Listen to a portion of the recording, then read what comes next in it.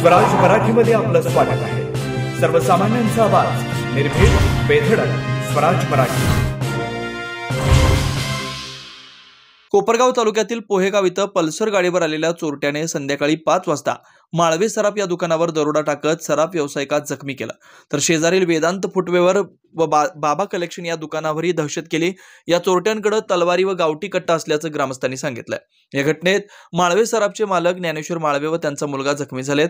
आजूबाजूला रहदारी चालू असल्याने माळवे यांनी आरडाओरडा केला असता स्थानिकांनी चोरट्यांना पळून जाताना बघितलंय। काही तरुणांनी धाडस करत तरुणांनी दोघा चोरांना पकडलं, तर अन्य 2 फरार झालेत। नंग्या तलवारी काढत या चोरट्यांनी दहशत केली, मात्र गावातील जमावाने एकत्रित येऊन त्यांना पकडलंय। चोरट्यांची दहशतीने गावातील तरुण आक्रमक झाले, त्यांनी चोरट्यांना चोप दिला।